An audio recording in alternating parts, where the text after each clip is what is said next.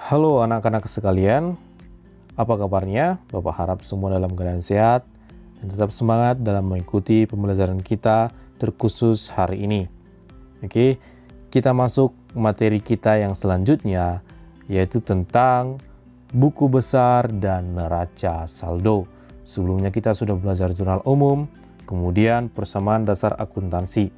Buku besar ini dan neraca saldo ini saling ketergantungan, nanti saling berhubungan. Jadi kalau kalian belum paham di jurnal umum, otomatis buku besar dan neraca saldo pasti kalian sulit untuk memahaminya. Jadi dipahami dulu jurnal umum, kemudian diikuti buku besar ini ya. Oke, kita masuk buku besar. Buku besar adalah buku yang berisikan kumpulan akun yang bersumber dari jurnal umum ya. Jadi buku besar ini pengerjaannya atau bersumber dari jurnal umum. Tujuan buku besar adalah menghimpun akun yang sejenis pada semua format baru yang sebelumnya ada di jurnal. Dalam penyusunan buku besar diurutkan berdasarkan nomor akun yang paling kecil hingga paling besar ya. Akun kita ada 5, yaitu harta, utang, modal, pendapatan, dan beban. Untuk lebih jelasnya tentang pengerjaan buku besar, perhatikan contoh berikut. Oke, baik anak-anak sekalian, kita masuk ke contoh dari buku besar, di mana kita bahas tadi tujuan buku besar adalah menghimpun akun sejenis pada sebuah format baru yang sebelumnya ada di jurnal. Jurnal yang mana, Pak? Yaitu jurnal umum. Jadi kita mengurutkan mulai dari yang paling kecil. Apa yang diurutkan? Yaitu nomor akun yang paling kecil. Oke, sebelum kita masuk ke contoh ya, Bapak jelaskan dulu tabelnya. Yang pertama tentu ada judulnya ya. Judul ini harus dan wajib. Kebanyakan kalian masih kurang dalam membuat judul ya. Yang pertama itu ada nama akun ya, akun kas, harta. Ini bagian dari harta. Nomor yang paling kecil yaitu otomatis harta yang paling pertama. Nomor yang paling kecil itu adalah nomor 101, yaitu nomor dari kas. Oke, kemudian ada tanggal ya seperti biasa ya. Kemudian ada keterangan, kemudian ada referensi. Oke, ini nanti Bapak singgung lagi ya. Kemudian ada debit, kredit, kemudian ini saldo. Ini maksudnya saldo normalnya ya. Seperti yang pelajaran sebelumnya. Saldo normal itu ada di mana ya? Kalau saldo normal itu di mana dia bertambah. Oke. Kalau harta bertambah di mana? Di debit. Berarti saldo normal di kas atau harta itu adalah di debit. Berarti saldo normal dari kas itu nanti di debit ya. Kemudian ini ada kredit. Oke, jangan langsung pusing dulu ya, diperhatikan dulu. Oke, kita masuk ke referensi nih, Bapak singgung tadi ya. Kalau buku besar ini, data-datanya kita ambil itu dari jurnal umum ya. Coba buka lagi jurnal umum yang sebelumnya yang Bapak jelaskan. Jurnal umum ya. Inilah jurnal umum PT Clean kemarin. Kita masih fokus pada PT Clean itu. Oke. Jadi di sini JU1-nya itu dapat dari JU-nya adalah jurnal umum. Satunya ini adalah halaman. Halaman berapa dia? Yaitu halaman 1. Oke. Bisa dipahami ya, berarti JU.1 itu jurnal umum halaman pertama ya yang direferensi. Jurnal umum halaman 1. Oke, jadi kita lihat di sini tanggal-tanggal berapa saja itu ada mempengaruhi kas ya. Tanggal-tanggal berapa saja. Itu yang pertama ada tanggal 1, kemudian tanggal 2, kemudian tanggal 11, tanggal 15, tanggal 19, kemudian tanggal 21, 23, kemudian tanggal 25, 27, 29, dan 30. Oke, itu karena ada kasnya ya. Jadi tanggal-tanggal itu di situ ada mempengaruhi kas. Jadi kita ambil yang mempengaruhi kasnya itu. Misalnya di tanggal 1 ya, di sini perhatikan sini tanggal 1. Dia menyetor modal awal yaitu kas pada modal. Kasnya bertambah di debit sebesar 30 juta. Oke, kita lihat pada buku besarnya. Ini dia ya. Berarti tanggal 1 setoran modal. Ini referensinya tadi udah Bapak jelaskan. Dia bertambah di debit 30 juta ya, maka saldo normalnya bertambah di debit. Oke, kemudian kita lihat tanggal 2. Tanggal 2 posisi kasnya ada di kredit.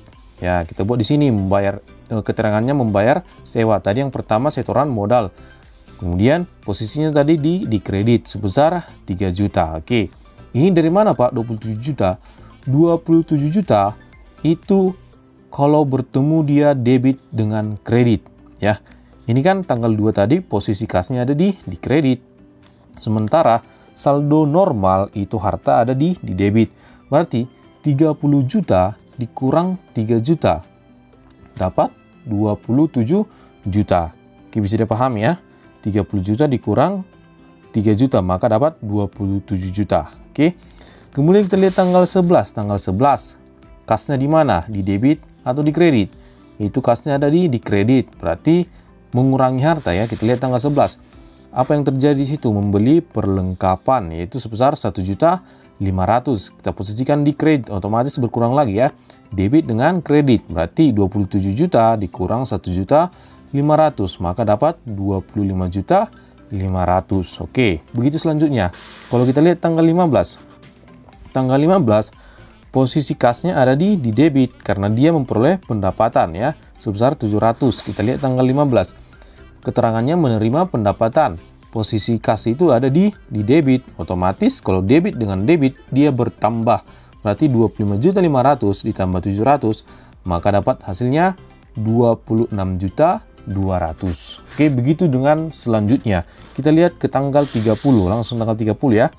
Tanggal 30 posisi kas itu ada di kredit ya, di kredit. Oke, kita masukkan ke sini. Apa yang terjadi tanggal 30 itu pengambilan uang perusahaan untuk keperluan pribadi atau disebut juga dengan prive ya. Berarti tanggal 30 posisi kas itu ada di kredit sebesar 500.000. Berarti 33.500.000 dikurang 500.000 maka saldo akhirnya kas sebesar 33 juta di debit. Oke, ini dia akun yang pertama. Jadi ini menghimpun akun sejenis, itu maksudnya ya, seperti tujuannya tadi, menghimpun akun yang sejenis. Jadi ini hanya kas. Tanggal-tanggal berapa saja kah ada berpengaruh kepada kas. Oke, ada tadi tanggal 1, 2 sampai tanggal 30 yang Bapak jelaskan tadi ya. Oke, kita lihat piutang ya. Setelah 101 itu 102. Ingat, mulai dari yang terkecil. Berarti 102 ada akun piutang. Coba kita lihat jurnal umumnya, tanggal berapa itu berpengaruh piutang. Itu hanya tanggal 29 piutang. Piutang itu bagian dari harta. Harta bertambah di debit, berarti saldo normalnya di debit. Berarti di sini piutangnya bertambah 500.000 di debit ya, di debit. Berarti kita masukkan saja di sini. Yang pertama nama akunnya dulu, piutang. Nomor 102. Kemudian tanggal berapa tadi dia? Tanggal 29. Keterangannya apa? Menerima pendapatan ya. Menerima pendapatan. Kemudian referensi tadi udah Bapak jelaskan. Kemudian dia bertambah di mana? Di debit 500.000. Oke, kemudian saldo normalnya di debit 500.000. Kalau ada nanti di kredit seperti yang di sini tadi. Kalau dia ada di kredit misalnya di sini 100.000, berarti dia 500 kurang 100.000 maka di sini nanti 400.000 ya. Gitu seterusnya. Oke, kita lanjut nomor akun yang selanjutnya setelah piutang. Kita lihat akun perlengkapan yaitu 104. Ingat ya, nomor akun mulai dari yang terkecil ya. Perlengkapan ya. Nama akun, kemudian nomor akun. Kemudian kita lihat tanggal berapa saja dia berpengaruh pada perlengkapan. Itu hanya tanggal 11. Ada lagi? Tidak ya, hanya tanggal 11. Ya, apa yang terjadi di situ? Itu membeli perlengkapan sebesar 1.500.000 ya, 1 juta membeli perlengkapan 1.500.000. Kemudian saldo normalnya ada di debit 1.500.000. Oke. Kemudian akun peralatan ya. Nomor akunnya itu 111 ya. Kita lihat tanggal berapa saja yang mempengaruhi peralatan. Tanggal 9. Selain itu ada lagi? Oke, tidak ada lagi ya. Tanggal 9 peralatan dibeli dengan kredit seharga 17 juta. Berarti kita buat di sini tanggal 9 membeli peralatan. Kemudian posisinya ada di mana tadi? Di debit ya, di debit. Ya, sebesar 17 juta, kemudian saldo normalnya 17 juta. Begitu juga dengan utang. Kita bahas utang ya. Utang itu nomor 201. Kalau tidak ada lagi angka 100-an, kita langsung ke angka 200. Angka 200 itu adalah utang. Oke. Kita lihat tanggal berapa saja yang mempengaruhi utang. Ya, langsung saja. Ada tanggal 9. Tanggal 9, kemudian tanggal 19. Kemudian tanggal 25 ya. Dicek lagi nanti ya kalau ada kesilapan. Oke, kita lihat tanggal 9.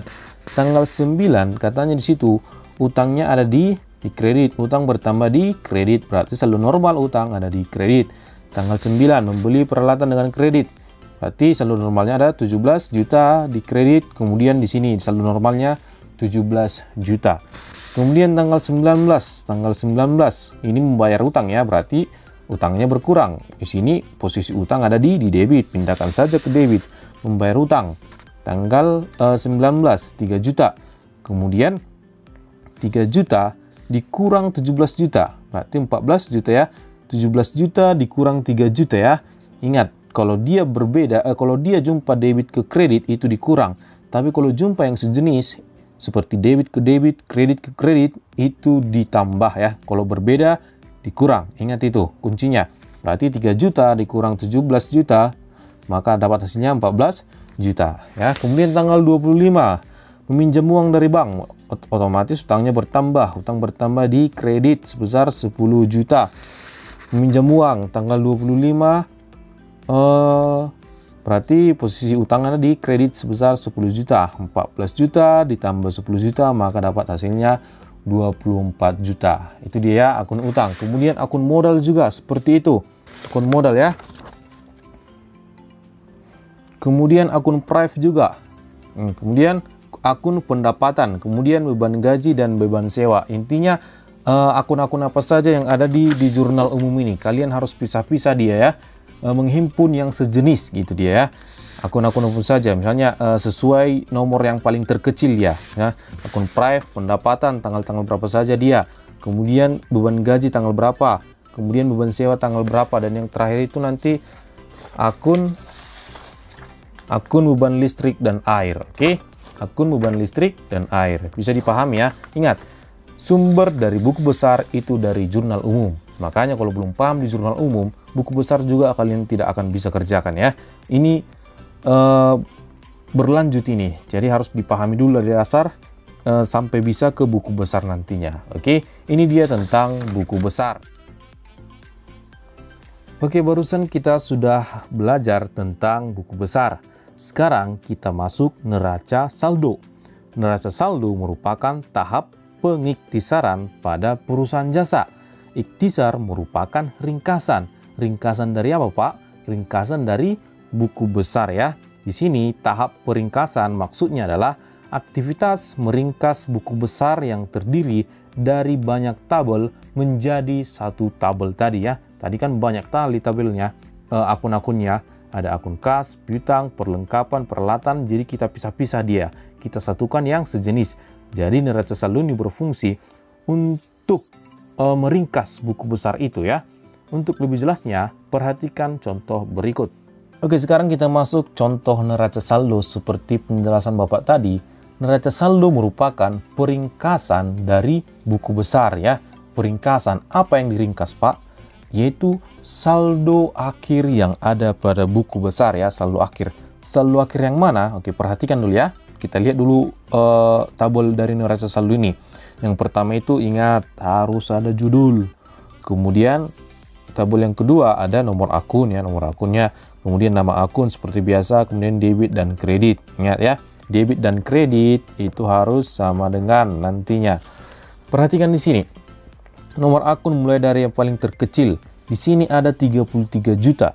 Kita lihat tadi saldo akhir dari kas ya. Setelah kita kerjakan setiap tanggal, saldo akhirnya ada 33 juta. Posisinya di mana, Pak? Di debit. Maka masukkan dia di debit. Jadi ini peringkasan dari buku besar ya. Ingat saja konsepnya. 33 juta. Kemudian kita masuk ke piutang. Nomor 102. 102. Saldo akhirnya tadi 500.000 di debit ya. Kemudian ini dia. Kemudian kita masuk di perlengkapan. Perlengkapan 104 ya, 104. Saldo akhirnya tadi di debit sebesar 1.500.000 ya. Kalau satu transaksi dia nggak apa-apa. Intinya dia saldo akhirnya di debit 1.500.000. Kemudian peralatan. Peralatan dia 17 juta, saldo akhirnya di debit. Ini dia peralatan di debit ya. Kemudian kita masuk ke utang. Utangnya di di kredit ya saldo akhirnya ya, setelah kita kurangkan tadi ini tanggal 9, tanggal 19 sama tanggal 25. Itu saja yang mempengaruhi utang ya. Saldo akhirnya 24 juta di kredit. Ini dia 24 juta ya di kredit. Kemudian modal. Setoran modal ya. Nomor 301. Saldo akhirnya di kredit 30 juta. Kemudian Prive ya. Kita lihat Prive ya, pengambilan uang pribadi. Saldo akhirnya di debit ya sebesar 500.000. Oke, di debit dia 500.000. Kemudian nomor 401 pendapatan ya. Ini ada 3 yang mempengaruhi, tanggal 15, 21 dan 29. Saldo akhirnya ada di kredit sebesar 3.700.000. Masukkan ke sini dia. Pendapatan 3.700.000 ya. Kemudian nomor 501 beban gaji, debit 1.400.000. Kemudian beban sewa saldo akhirnya 3 juta. Kemudian beban listrik dan air itu ya terpotong tadi. Beban listrik dan air saldo akhirnya 800.000 di debit. Oke, setelah kita totalkan debit dan kredit yaitu sebesar 57.700.000. Kredit juga 57.700.000.